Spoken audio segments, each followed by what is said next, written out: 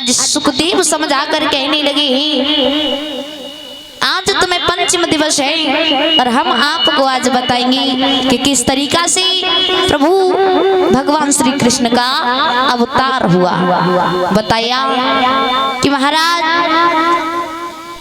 उग्रसेन जो थे मथुरा नगरी में राज्य किया करते थे।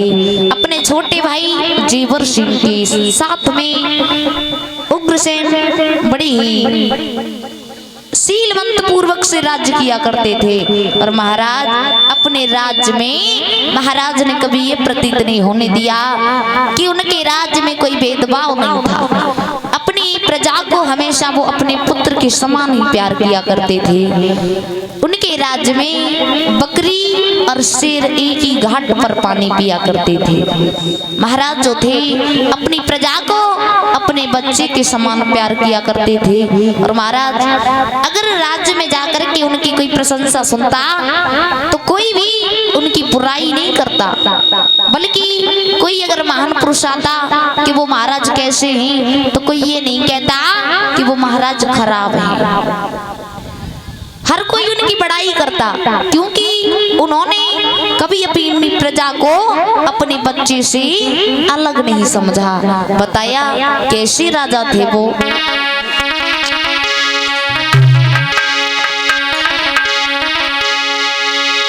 अरे नीतिवान भूपाल सुनाऊं हाल प्रजा रे राजी, और नए प्रजा में कोई करी रो है आए राजा की बदनामी।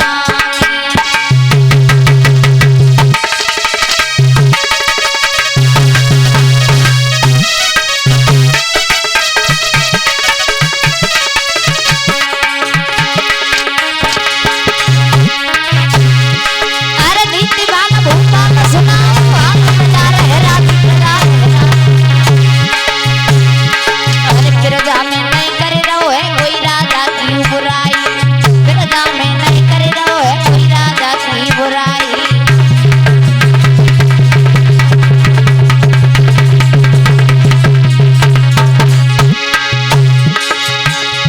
अरे दे तो निस्दिन दान धर्म के काम कर तो है भाई, कर तो है भाई। अरे प्रजा में नहीं करे रहो है कोई राजा की बुराई, प्रजा में नहीं करे रहो है कोई राजा की बुराई।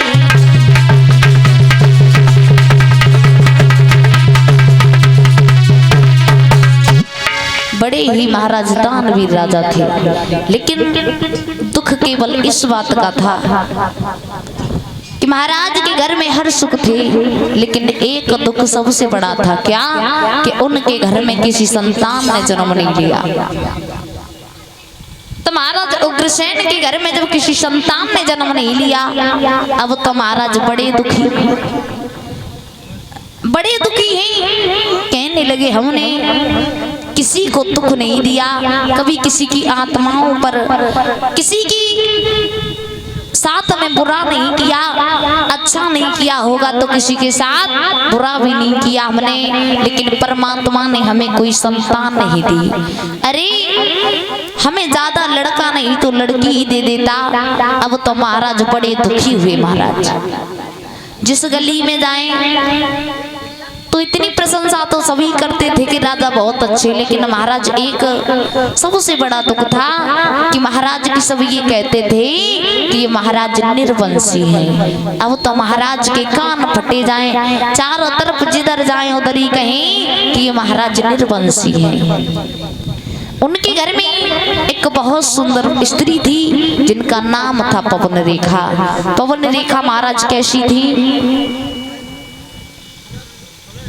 बताया, बड़ी सुंदर थी, लेकिन महाराज पहले जो स्त्रियां हुआ करती थी उनके अंदर एक गुण हुआ करता था। क्या कि सुबह उठ करके सबसे पहले अपने पति के नित दर्शन किया करती थी और अपने पति को परमेश्वर माना करती थी और अपने सास ससुर के पैरों को स्पष्ट करके छुआ करती थी। तो महाराज आजकल माता बहनें ऐसी कौन कौन है जो पैर छूती हैं? वे छूती है, अच्छी बात है, बहुत अच्छी बात है, पैर छूती है, इसमें कोई बुराई नहीं है। होता था कि सबसे पहले सबसे बड़ा जो होता था वो पति परमेश्वर होता था। तो महाराज बड़े दुखी हुए, कहने लगे हमारे घर में हमारी पत्नी भी सुंदर है, हर सुख है, लेकिन एक दुख सबसे बड़ा है, अगर कोई पुत्र हमारे घर में जन्म ले लेता तो सारे जितने भी दुख होते हैं सब कट जाते, केवल यही सबसे बड़ा दुख है। आज महाराज दिन प्रतिदिन महाराज दुबले पतले होते जा रहे थे, क्योंकि महाराज टेंशन एक ऐसी चीज होती है, चिंता इंसान की चिता बना देती है। आज महाराज उग्रसेन जो थे बड़े दुखी हुए हैं। तो जैसे ही मंत्री ने देखा, पूछने लगा महाराज क्या बात है, तुम प्रतिदिन इतने दुबले पतले क्यों होते जा रहे हो? अगर कोई शरीर में दिक्कत है तो किसी वैद्य को बुला लो, भगत को बुला लो, उससे अपनी नब्ज दिखा दो, या तुम्हें किसी राजा का डर है तो उस पर चढ़ाई करके उसे मरवा दो। तो उग्रसेन कहने लगे सुनो, ना तो हमारे शरीर में कोई रोग है और ना कोई राजा हमें तंग कर रहा, लेकिन महाराज बात एक ही है कि घर में अगर कोई संतान ना हो तो वो आंगन आंगन नहीं बल्कि वो एक शमशान के समान लगता है। तो उसी समय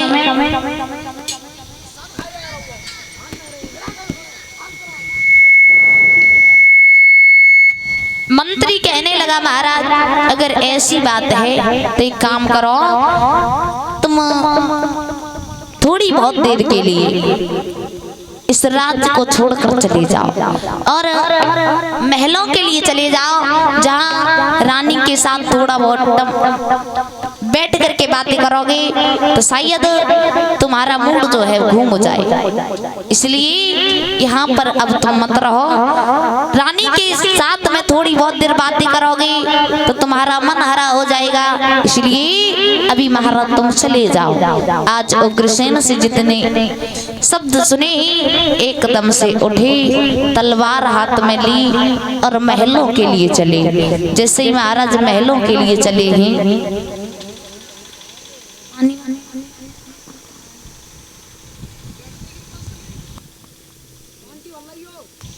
उसी समय जैसे ही पवन रेखा ने अपने पति को आता हुआ देखा, एकदम से महाराज चारपाई गिराई और लोटे में पानी भर के लेके आई। और महाराज पहले मोर पंख के वो हवा करने वाले चलते थे, हाँ बिजना, तो उठाया और जैसे ही महाराज को आता हुआ देखा, अरे आवत देखो जब सैया को बजरन पर लिखा दयो नवा, विजनिया मोर पंख किया कन लगी पद्मिनी व्याहरी।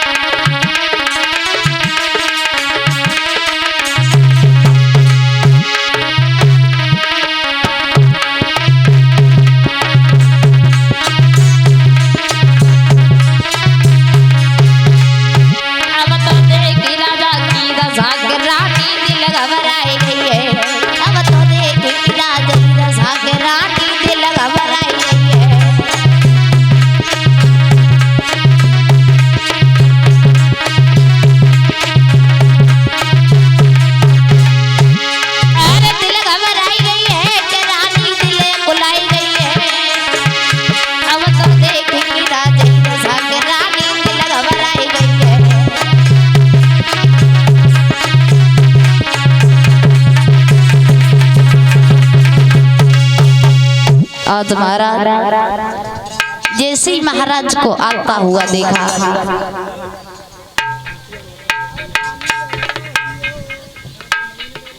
आज रानी ने चारपाई को नवाया, महाराज को बैठाला, पानी भर के लेके आई, कहने लगी महाराज पानी पी लो।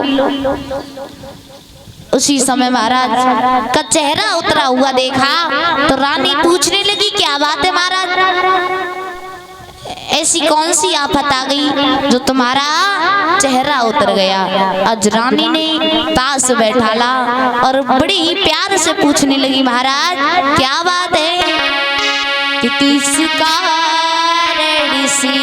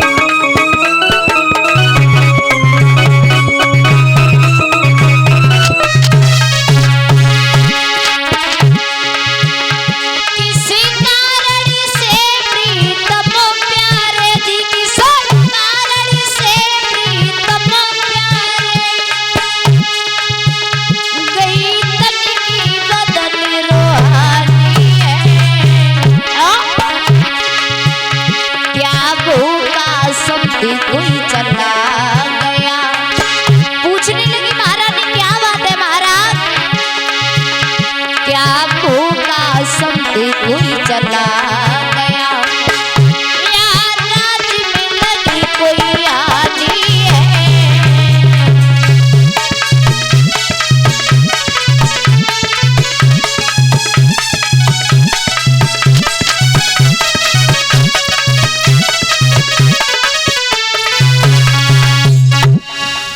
आज पवन रेखा पूछने लगी महाराज क्या बात है।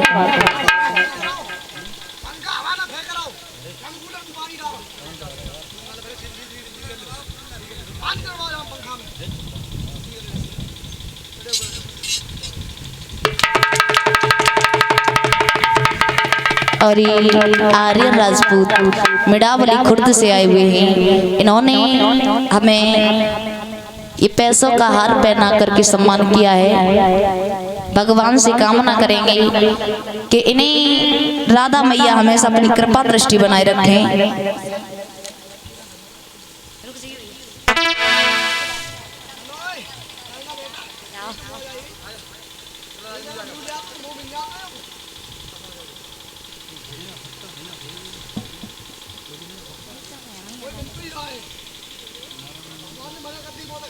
सरस्वती मैया से इतनी ही महिमा चाहेंगे कि हमेशा इन्हें ज्ञान में आगे बढ़ाते रहें और बड़े होकर के अपने माता पिता का नाम रोशन करें।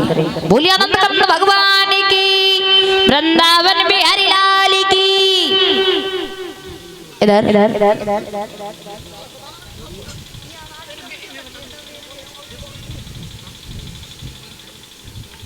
राधे जय श्री राधे राधे राधे। बोली गोविंद भगवान की। Hello hello hello hello hello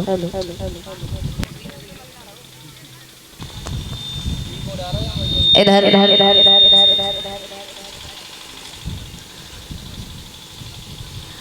पवन रेखा पूछने लगी महाराज क्या बात है, आप जब पहले आया करते थे तो तुम्हारा चेहरा फूलों बांध खिला रहता था, लेकिन आज क्या बात है, आज तो ये लग रहा है जैसे राज्य में कोई हानि हो गई है या फिर कोई संत भूखा चला गया। तो महारानी पूछने लगी है क्या बात है महाराज। उसी समय महाराज कहने लगे मत पूछो, क्योंकि अगर हमने तुम्हें बता दिया तो जिस तरीका से हम परेशान हैं उसी तरीका से रानी तुम भी परेशान हो जाओगी, इसलिए मत पूछो। रानी पूछने लगी बताओ तो महाराज क्या बात है। तो कहने लगे क्या बताएं।